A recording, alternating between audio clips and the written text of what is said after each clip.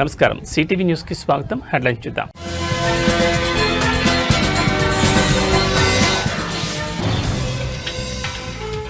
కరూర్ తొక్కిసలాట కేసులో కీలక మలుపు, సిబిఐ విచారణకు సుప్రీం ఆదేశం.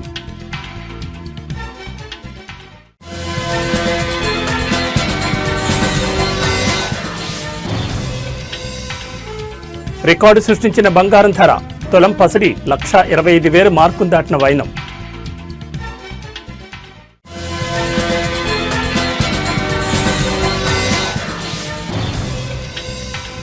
చేవెళ్ల మాజీ ఎమ్మెల్యే కొండా లక్ష్మారెడ్డి కన్నుమూత, కొంతకాలంగా అనారోగ్య సమస్యలతో బాధపడుతున్న లక్ష్మారెడ్డి.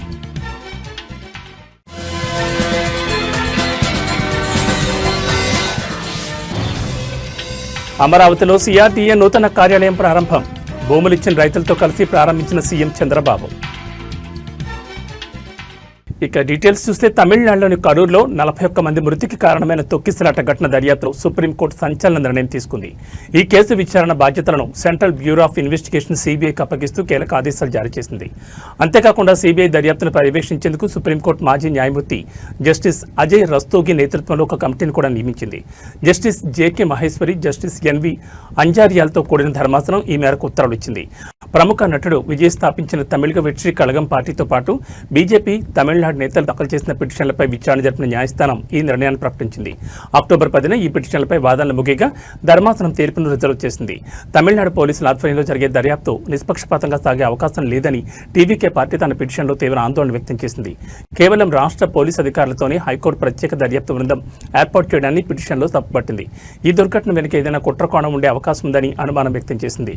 ఘటన అనంతరం విజయ్, ఆయన పార్టీ నేతలు పశ్చాత్తాపం చూపలేదని హైకోర్టు చేసిన తీవ్ర వ్యాఖ్యలను కూడా టీవీకే తన పిటిషన్లో ప్రస్తావించింది. కాగా సెప్టెంబర్ 20 జరిగిన ఈ సభకు 10,000 మంది వస్తారని అంచనా వేయగా ఊహించిన దానికంటే 3 రెట్లు అధికంగా దాదాపు 27,000 మంది హాజరయ్యారని పోలీసులు గతంలో తెలిపారు. నటుడు విజయ్ సభా ప్రాంగణానికి 7 గంటలు ఆలస్యంగా చేరుకోవడమే ఈ విషాదానికి ఒక కారణమని వారు పేర్కొన్నారు. ఇప్పుడు సుప్రీంకోర్టు ఆదేశాలతో ఈ కేసు దర్యాప్తు పూర్తిగా సిబిఐ చేతులకు వెళ్లింది.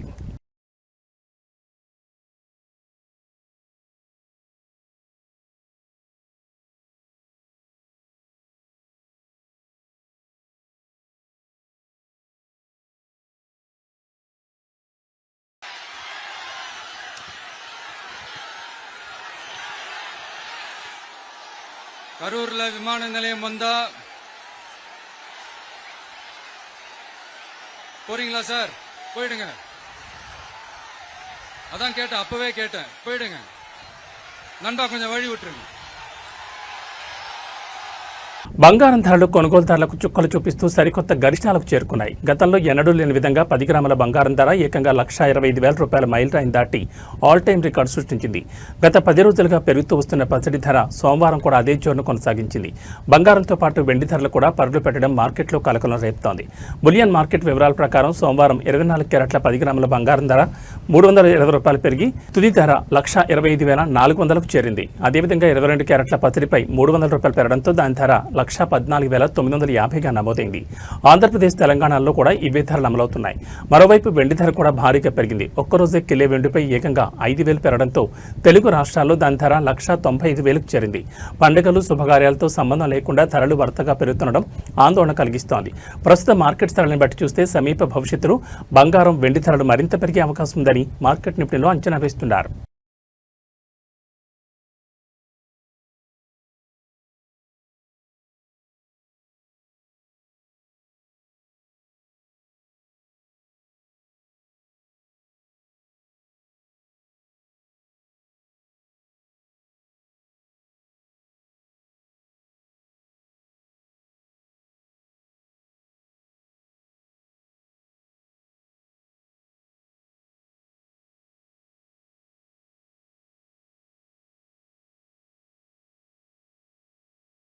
ఎన్నికల వేళ ఆర్జేడీ పార్టీ వ్యవస్థాపకులు లాలూ ప్రసాద్ యాదవ్, ఆయన భార్య రబ్రీదేవి, ఆయన కుమారుడు తేజస్వి యాదవ్కు బిగ్ షాక్ తగిలింది. ఐఆర్సీటీ కేసులో లాలూ కుటుంబంపై సీబీఐ ఛార్జ్షీట్ దాఖలు చేసింది. పూరి, రాంచీ హోటల్స్ కాంట్రాక్టుల్లో అక్రమాలకు పాల్పడినట్లు ఆరోపణ చేసింది. ఇదంతా లాలూ ప్రసాద్ యాదవ్ కేంద్ర మంత్రిగా ఉన్న సమయంలో జరిగిందని పేర్కొంది. 2017లో లాలూ కుటుంబ సభ్యులపై కేసు నమోదు చేసిన సీబీఐ తాజాగా ఛార్జ్షీట్ దాఖలు చేసింది. బీహార్లో 2 దశల్లో మొత్తం 243 అసెంబ్లీ స్థానాలకు పోలింగ్ జరగనుంది. నవంబర్ 22 లోపు ఎన్నికల ప్రక్రియ పూర్తి చేస్తామని సీఈసీ చెప్పింది. నవంబర్ 6, నవంబర్ 11న పోలింగ్ జరగనుంది. నవంబర్ 14న ఓట్ల లెక్కింపు ఉంటుంది. ఈ క్రమంలో లాలూ ఫ్యామిలీపై ఛార్జ్షీట్ దాఖలు చేయడం ఆర్జేడీకి పెద్ద షాక్ అని రాజకీయ విశ్లేషకులు భావిస్తున్నారు.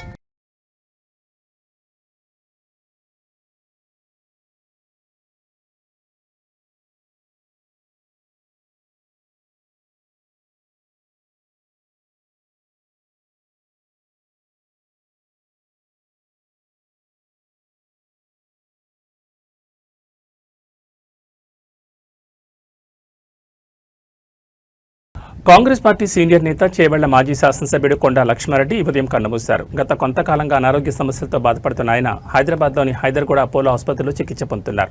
ఈ క్రమంలో పరిస్థితి విషమించడంతో ఈ రోజు ఉదయం 5:30 తుదిశ్వాస విడిచినట్లు ఆయన కుటుంబ సభ్యులు తెలిపారు. ఆయన అంత్యక్రియలు సోమవారం మధ్యాహ్నం 3 గంటలకు మహాప్రస్థానంలో నిర్వహించనున్నట్లు వెల్లడించారు. కొండా లక్ష్మారెడ్డికి రాజకీయాల్లో గొప్ప నేపథ్యం ఉంది. ఆయన ఉమ్మడి ఆంధ్రప్రదేశ్ మాజీ ఉప ముఖ్యమంత్రి కొండా వెంకటరంగారెడ్డికి స్వయాన మనవడు. తన తాత ఆశయాలను స్ఫూర్తిగా తీసుకుని రాజకీయాల్లోకి ప్రవేశించిన లక్ష్మారెడ్డి కాంగ్రెస్ పార్టీలో పలు కీలక బాధ్యతలు చేపట్టారు. ఏపీసీసీ ప్రతినిధిగా, గ్రీవెన్స్ సెల్ చైర్మన్గా సేవలందించారు. అంతేకాకుండా ఉమ్మడి రాష్ట్రంలో ఏపీ క్రీడా మండలి చైర్మన్గా కూడా పనిచేశారు. 1999, 2014 ఎన్నికల్లో హైదరాబాద్ నుంచి పోటీ చేశారు. రాజకీయాలతో పాటు జర్నలిజం రంగంపైన కొండా లక్ష్మారెడ్డికి ఎంతో ఆసక్తి ఉండేది. ఈ మక్కువతోనే ఆయన 1980లో ఎన్ఎస్ఎస్ పేరుతో ఒక స్థానిక వార్తా సంస్థను ప్రారంభించారు. జర్నలిస్టుల సంక్షేమానికి కూడా ఆయన ఎంతో కృషి చేశారు. జూబ్లీహిల్స్ జర్నలిస్ట్ కోఆపరేటివ్ హౌసింగ్ సొసైటీకి, హైదరాబాద్ ప్రెస్ క్లబ్కు అధ్యక్షుడిగా కూడా బాధ్యతలు నిర్వర్తించి జర్నలిజం వర్గాల్లో తనకంటూ ప్రత్యేక గుర్తింపు తెచ్చుకున్నారు. ఆయన మృతి పట్ల పలువురు రాజకీయ, జర్నలిస్ట్ ప్రముఖులు సంతాపం వ్యక్తం చేస్తున్నారు.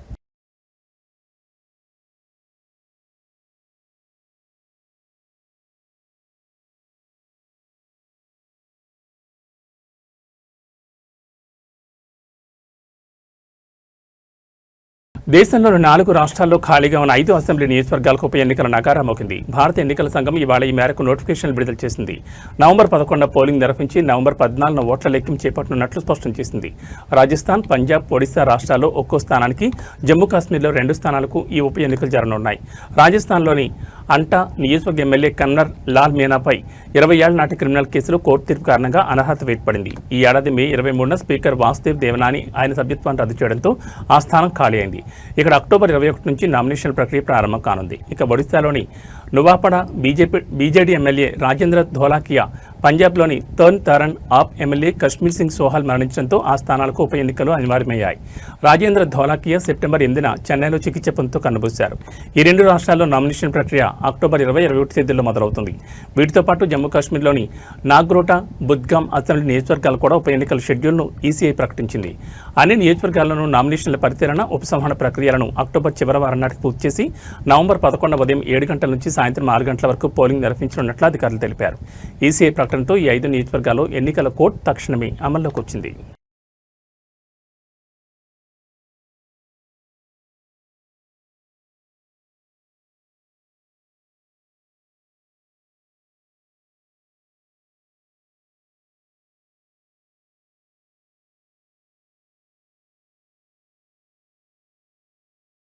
ఏపీ రాజధాని అమరావతి నిర్మాణంలో కీలక ముందడుగు పడింది. రాష్ట్రంలో ప్రభుత్వం మారిన తర్వాత రాజధాని పనులు తిరిగి వేగం పుంజుకున్న నేపథ్యంలో తొలి ప్రభుత్వ భవనంగా రూపుదిద్దుకున్న సిఆర్డీఏ కార్యాలయాన్ని సీఎం చంద్రబాబు ఈరోజు లాంఛనంగా ప్రారంభించారు. రాజధాని కోసం భూములిచ్చిన రైతులతో కలిసి భవనాన్ని ప్రారంభించడం ఈ కార్యక్రమానికి ప్రత్యేకతను చేకూర్చింది. ఈ రోజు ఉదయం 9:54 వేద పండితుల మంత్రోచ్చారణల మధ్య ఈ కార్యక్రమం వైభవంగా జరిగింది. కార్యాలయానికి విచ్చేసిన ముఖ్యమంత్రికి పండితులు పూర్ణకుంభంతో ఘనస్వాగతం పలికారు. అనంతరం రైతులతో కలిసి రిబ్బన్ కట్ చేసి నూతన భవనాన్ని ఆయన ప్రారంభించారు. ఈ సందర్భంగా సీఎం భవనాన్ని కలితిరిగి నిర్మాణ పనులను పరిశీలించారు. ఆయన వెంట ఉన్న మున్సిపల్ శాఖ మంత్రి నారాయణ భవన నిర్మాణ శైలి, ఇక్కడి సౌకర్యాలను ముఖ్యమంత్రికి వివరించారు. ఈ ప్రాంగణంలో G+7 అంతస్తుల ప్రధాన భవనంతో పాటు మరో 4 ఫ్రీ ఇంజనీర్డ్ భవనాలను కూడా నిర్మించారు. ఇకపై సిఆర్డీఏ, ఏడీసీఎల్ కార్యాలయాలతో పాటు పురపాలక శాఖకు చెందిన అన్ని విభాగాల కార్యకలాపాలు ఇక్కడి నుంచి కొనసాగనున్నాయి. దీనివల్ల పరిపాలనలో సమన్వయం పెరిగి పనులు వేగవంతమవుతాయని ప్రభుత్వం భావిస్తోంది. ప్రారంభోత్సవానికి ముందు సీఎం చంద్రబాబు భూములిచ్చిన రైతులతో కాసేపు ముచ్చటించారు. రాజధాని నిర్మాణానికి రైతులు చేసిన త్యాగం వెలకట్టలేందని ఈ సందర్భంగా ఆయన అన్నట్లు తెలుస్తోంది. से तू उड़ जा अब तलाश में परवाज देख परवाने की आसमां भी सर उठाएगा खौफ नहीं है सीने में हर रास्ते को चीरेंगे हम कामयाबी छीनेंगे सब कुछ मिला पसीने से मतलब बना अब जीने में क्यों क्योंकि अपना टाइम आएगा अपना टाइम आएगा अपना टाइम आएगा अपना टाइम आएगा अपना टाइम आएगा अपना टाइम आएगा अपना टाइम आएगा కలియుగ ప్రత్యక్ష దైవం తిరుమల శ్రీ వెంకటేశ్వర స్వామివారిని నిత్యం వేలాది మంది భక్తులు దర్శించుకుంటారు. తిరుమలలో భక్తుల రద్దీ కొనసాగుతోంది. ఈ క్రమంలో ఇవాళ శ్రీవారి దర్శనానికి 12 నుంచి 15 గంటల సమయం పడుతోంది. శ్రీ వెంకటేశ్వర స్వామి సర్వదర్శనం కోసం భక్తులు 29 కంపార్ట్మెంట్లో వేచి ఉన్నారు. క్యూ లైన్లోని భక్తులకు శ్రీవారి సేవకుల ద్వారా అన్నప్రసాదం, పాలు, త్రాగునీరు అందిస్తున్నారు. నిన్న శ్రీవారిని 84,424 మంది భక్తులు దర్శించుకున్నారు. 27,872 మంది తలలీనాలు సమర్పించుకున్నారు.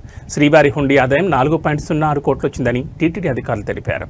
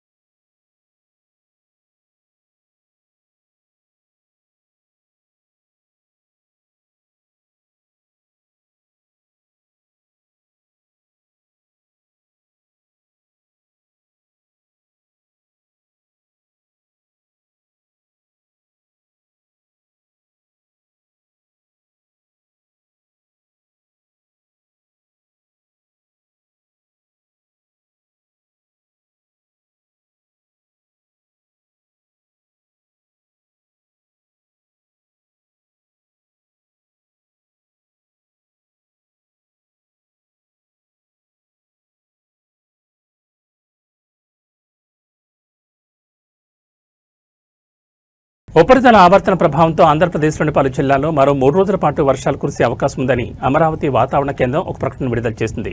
మహారాష్ట్ర, మధ్యప్రదేశ్, ఉత్తరప్రదేశ్, బీహార్, జార్ఖండ్, ఛత్తీస్గఢ్, పశ్చిమ బెంగాల్, సిక్కిం, ఒడిశా, తెలంగాణలోని కొన్ని ప్రాంతాల నుంచి రానున్న 2-3 రోజుల్లో నైరుతి రుతుపవనాల ఉపసంహరణకు అనుకూల పరిస్థితులు ఏర్పడినట్లు వాతావరణ కేంద్రం తెలిపింది.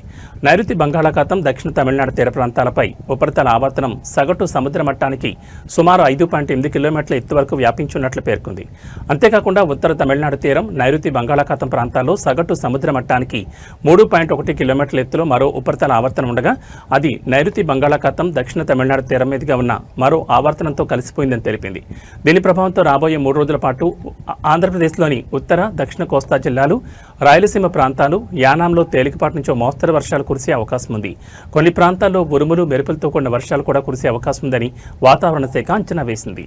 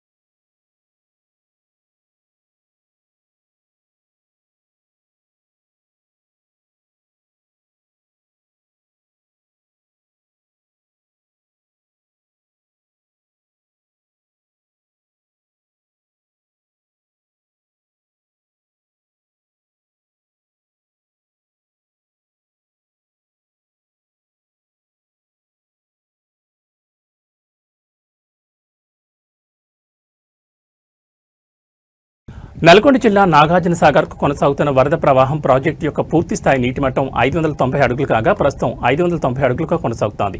దీంతో 8 గేట్లెత్తి దిగువకు నీటిని విడుదల చేస్తున్నారు అధికారులు. ఇన్ఫ్లో 1,17,562 క్యూసెక్కులు కాగా అవుట్ఫ్లో 1,17,562 క్యూసెక్కులుగా కొనసాగుతోంది. దీంతో విద్యుత్ కేంద్రం ద్వారా విద్యుత్ కొనసాగుతున్నట్లు అధికారులు తెలిపారు. ఆదివారం మధ్యాహ్నం 12 గంటలకు తెలిపారు. డ్యామ్ పూర్తిస్థాయి నీటి మట్టం 590 అడుగులకు గాను ప్రస్తుతం 590 అడుగుల వద్ద ఉందని, దీంతో డ్యామ్ అధికారులు 8 గేట్లను 5 అడుగుల మేర పైకి ఎత్తి దిగువకు నీటిని విడుదల చేశారు. ప్రస్తుతం ఇన్ఫ్లో 1,17,562 క్యూసెక్కులు కాగా అవుట్ఫ్లో 1,17,562 క్యూసెక్కులుగా ఉందన్నారు. జల విద్యుత్ కేంద్రంలో విద్యుత్ ఉత్పత్తి కొనసాగుతున్నట్లు తెలిపారు. నల్లగొండ జిల్లా నాగార్జున సాగర్ ప్రాజెక్టుకు వరద ప్రవాహం కొనసాగుతున్నట్లు ప్రాజెక్టు అధికారులు ఆదివారం మధ్యాహ్నం 12 గంటలకు తెలిపారు. డ్యామ్ పూర్తిస్థాయి నీటి మట్టం 590 అడుగులకు గాను ప్రస్తుతం 590 అడుగుల వద్ద ఉందని, దీంతో డ్యామ్ అధికారులు 8 గేట్లను 5 అడుగుల మేర పైకి ఎత్తి దిగువకు నీటిని విడుదల చేశారు. ప్రస్తుతం ఇన్ఫ్లో 1,17,562 క్యూసెక్కులు కాగా అవుట్ఫ్లో 1,17,562 క్యూసెక్కులుగా ఉందన్నారు. జల విద్యుత్ కేంద్రంలో విద్యుత్ ఉత్పత్తి కొనసాగుతున్నట్లు తెలిపారు. నల్లగొండ జిల్లా నాగార్జున సాగర్ ప్రాజెక్టుకు వరద ప్రవాహం కొనసాగుతున్నట్లు ప్రాజెక్టు అధికారులు జూబ్లీహిల్స్ అసెంబ్లీ నియోజకవర్గంలో రాజకీయ వేడి మొదలైంది. ఉప ఎన్నికకు కేంద్ర ఎన్నికల సంఘం నోటిఫికేషన్ జారీ చేయడంతో ప్రధాన పార్టీలు అస్త్రశస్త్రాలు సిద్ధం చేసుకుంటున్నాయి. నేటి నుంచి నామినేషన్ల స్వీకరణ ప్రక్రియ ప్రారంభం కావడంతో ఎన్నికల హడావుడి అధికారికంగా మొదలైంది. ఎన్నికల షెడ్యూల్ ప్రకారం 13 నుంచి 21 తేదీ వరకు అభ్యర్థులు తమ నామినేషన్లు దాఖలు చేయొచ్చు. 22 నామినేషన్ల పరిశీలన ఉంటుంది. నామినేషన్ల ఉపసంహరణకు అక్టోబర్ 24 తేదీన చివరి అడుగుగా నిర్ణయించారు. నవంబర్ 11న పోలింగ్ నిర్వహించి 14 తేదీన ఓట్ల లెక్కింపు చేపడతారు. నవంబర్ 16 నాటికి ఎన్నికల ప్రక్రియ మొత్తం ముగుస్తుందని అధికారులు తెలిపారు. ఈ ఉప ఎన్నికకు సంబంధించి షేక్పేట ఎంఆర్ఓ కార్యాలయంలో నామినేషన్ల స్వీకరణకు అన్ని ఏర్పాట్లు పూర్తి చేశారు. జిల్లా ఎన్నికల అధికారి జీహెచ్ఎంసీ కమిషనర్ ఆర్వి కర్ణన్ స్వయంగా ఏర్పాట్లను పరిశీలించారు. ఎన్నికల సంఘం నిబంధనలకు అనుగుణంగా ప్రక్రియను సజావుగా నిర్వహించాలని రిటర్నింగ్ అధికారి సాయిరాంకు ఆయన సూచనలు చేశారు. అభ్యర్థుల సౌలభ్యం కోసం సువిధ పోర్టల్ ద్వారా ఆన్లైన్లో నామినేషన్ పత్రాలు నింపే అవకాశం కల్పించారు. అయితే ఆన్లైన్లో వివరాలు నమోదు చేసినప్పటికీ అభ్యర్థి తప్పనిసరిగా రిటర్నింగ్ అధికారి ముందు స్వయంగా హాజరై సంతకం చేసి ప్రమాణం చేయాల్సి ఉంటుంది. ఇక ప్రధాన పార్టీల అభ్యర్థుల విషయానికి వస్తే బీఆర్ఎస్ తరఫున మాజీ ఎమ్మెల్యే మాగంటి గోపీనాథ్ సతీమణి మాగంటి సునీత గోపీనాథ్ బరిలో నిలిచారు. కాంగ్రెస్ పార్టీ నుంచి నవీన్ యాదవ్ పోటీ చేయనున్నారు. భారతీయ జనతా పార్టీ తమ అభ్యర్థిని 1-2 రోజుల్లో ప్రకటించే అవకాశం ఉంది. దీంతో జూబ్లీహిల్స్ లో త్రిముఖ పోటీ తప్పదని రాజకీయ విశ్లేషకులు భావిస్తున్నారు. ఈ నెల 22 నామినేషన్లను పరిశీలిస్తారు. నవంబర్ 11 పోలింగ్ నిర్వహించి 14న కౌంటింగ్ చేస్తారు. షేక్పేట తహసీల్దార్ కార్యాలయంలో నామినేషన్లు స్వీకరిస్తారు రిటర్నింగ్ ఆఫీసర్. జూబ్లీహిల్స్ నియోజకవర్గంలో మొత్తం 3,98,982 మంది ఓటర్లున్నారు. ఇందులో 2,07,367 మంది పురుష ఓటర్లు కాగా 191,590 మంది మహిళా ఓటర్లు. జూబ్లీహిల్స్ ఉప ఎన్నిక ప్రధాన పార్టీలకు ప్రతిష్టాత్మకంగా మారడంతో పోటీ రసవత్తరంగా ఉండబోతోంది.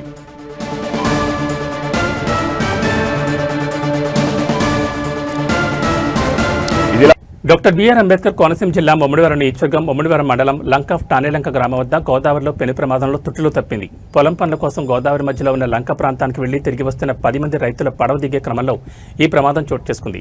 రైతులు ఒడ్డుకు చేరి పడవ దిగుతుండగా ఒక్కసారిగా నది ఒడ్డు విరిగిపడి పడవపై కూలింది. విరిగిపడిన ఒడ్డుతో పాటు సీసీ రోడ్ కూడా పడవపై పడడంతో పడవ క్షణాల్లో గోదావరిలో మునిగిపోయింది. అయితే అప్రమత్తమైన పడవలోని 10 మంది రైతులు వెంటనే గోదావరిలోకి దూకి ఈదుకుంటూ సురక్షితంగా ఒడ్డుకు చేరుకున్నారు. రైతులు ప్రాణాలతో సురక్షితంగా బయటపడడంతో లంకవాసులు స్థానికులు ఊపిరి పీల్చుకున్నారు.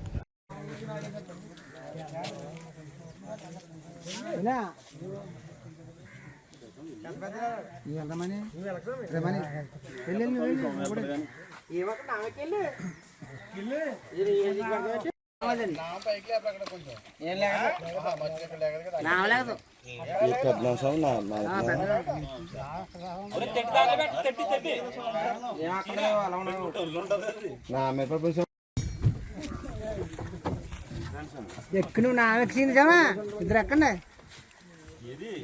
అబ్బుతున్నామా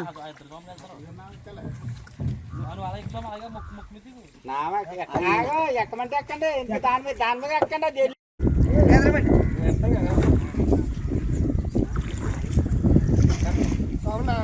స్వామి ఇంకా కంగపడు చెట్లు కల్లా చెట్లు అట్టుకుంటు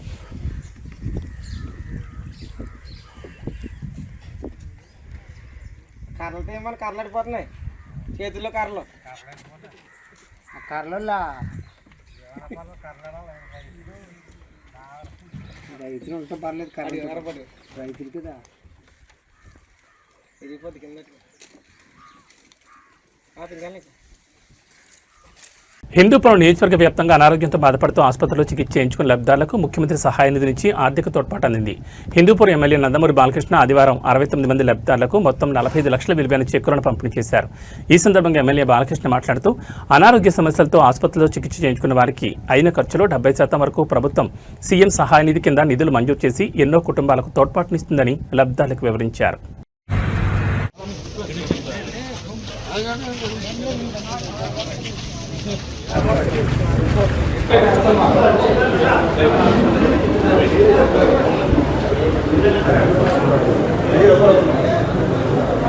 తీసుకోవచ్చు ఫోటో పోతారా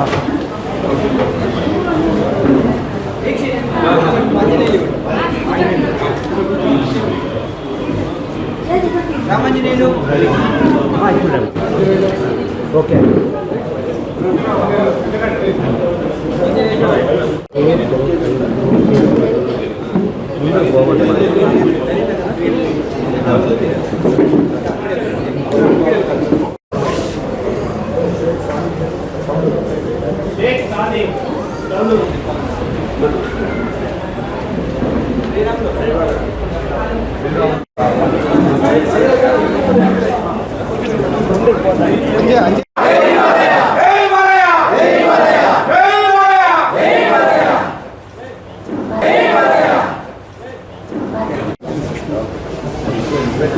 నూజివీడు నియోజకవర్గం ముసునూరు మండలంలోని చింతలపల్లి గ్రామంలో నెలకొన్న భూ సమస్యలపై రాష్ట్ర సమాచార గృహ నిర్మాణ శాఖ మంత్రి పార్థసారథి తీవ్ర ఆగ్రహం వ్యక్తం చేశారు.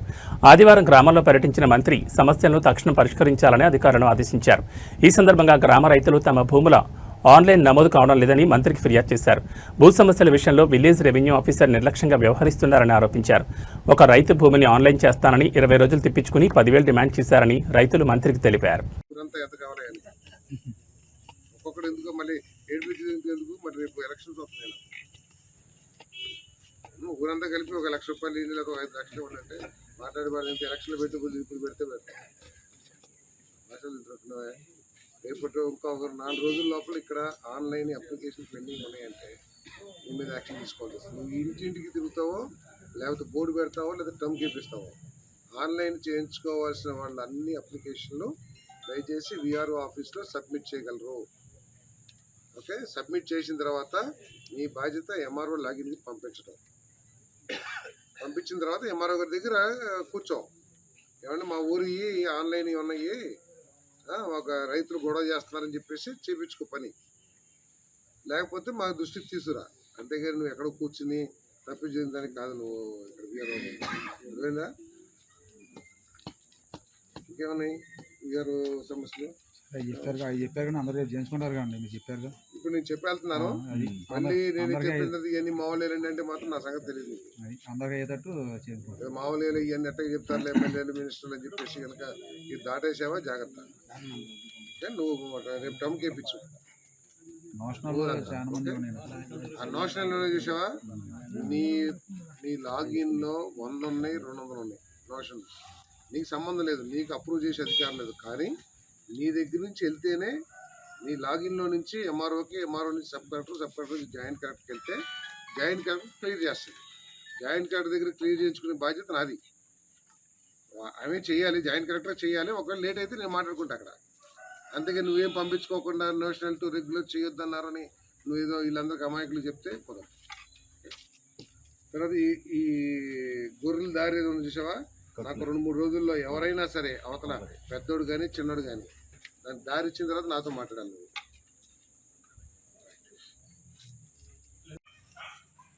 ఎంకరేజ్మెంట్ ఉంటే గొర్రెలకి దారి ఉండాలా అక్కర్లేదా? గొర్రెలు మేయాలా లేకపోతే ఎక్కడ దొరమంటావు? వరి పొలాలు దొరమంటావా? మరి దానికి దారి ఇబ్బంది పడుతుంటే నువ్వు అది ఇప్పించలేవా? ఏం చేస్తాను నువ్వు ఇక్కడ ఉండేది అసలు? ఇది పద్ధతి కాదు. ఇది పద్దాక వీళ్ళంతా ఎమ్మెల్యే దగ్గరికి వెళ్ళాలనుకుంటారు. మీరు ఎందుకు ఇంకా ఉండేది? మేమే ఉంటాం, మేము మీకంటే ఎక్కువ అందుబాటులో ఉంటాను నేను. ఎప్పుడు చేస్తావు ఇది కొంతమందికి దారి?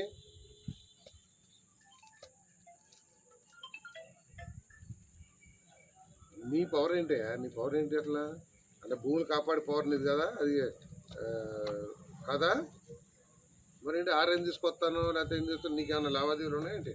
ఆర్ఎన్ తీసుకొస్తాను ముందు నీ లెవెల్లో చేయకోకుండా. ఒక 4 రోజుల్లో గొర్రెలు పైకి వెళ్ళే మార్గం లేకపోతే నీ మీద యాక్షన్ తీసుకోవాల్సి వస్తుంది. గ్యారంటీ కరెక్ట్గా చెప్పి.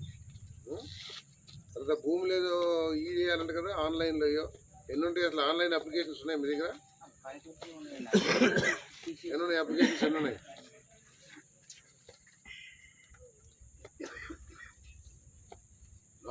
నలుగురికైనా ఆన్లైన్ కావాల్సింది? అందరికి ఆన్లైన్ అయిపోయినాయా?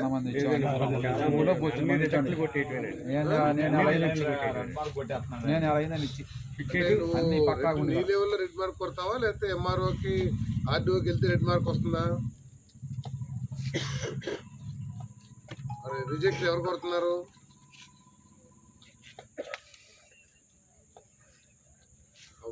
నీ ఉద్దేశం రిజెక్ట్ అవ్వవు అంటే నువ్వే రిజెక్ట్ చేస్తున్నావా? మరి వీళ్ళంతా మా అన్ని రిజెక్ట్ చేస్తున్నారని అంటున్నారు. ఏంటి కారణం ఏంటి?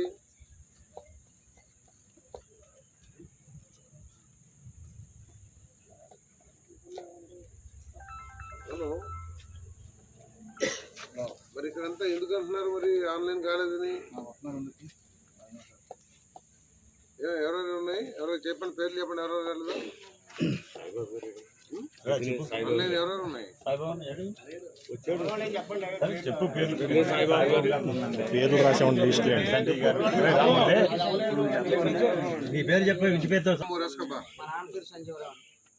పిల్లి రాము సన్ ఆఫ్ సంజయరావు.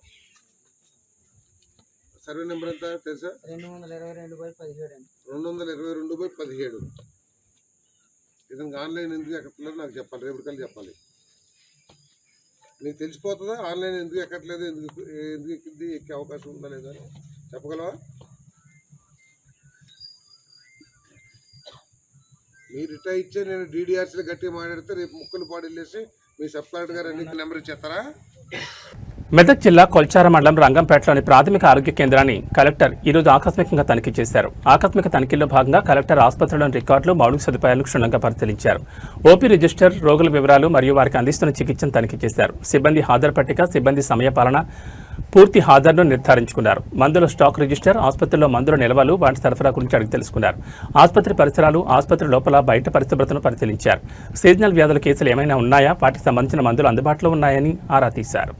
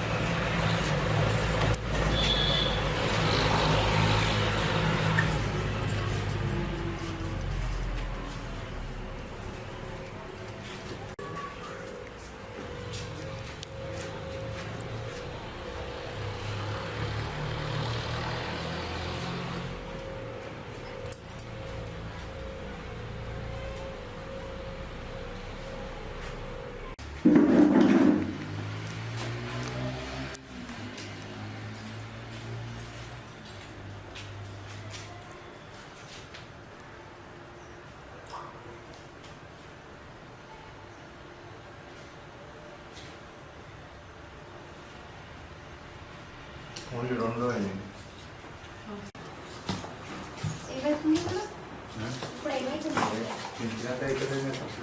కాలు మూసినాయి, నడుము బాగా వస్తుంది.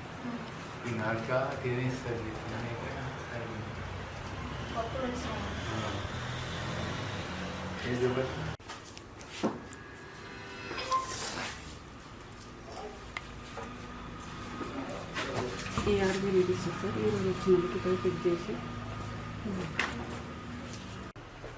డెలివరీ ప్లానింగ్ చేస్తుండ్రా? ఏదో ఒక పిహెచ్సికో, సిహెచ్సికో లేకపోతే ఎంసీహెచ్కో దానికి ట్యాగ్ చేసి ఉంటారు కదా వాళ్ళని.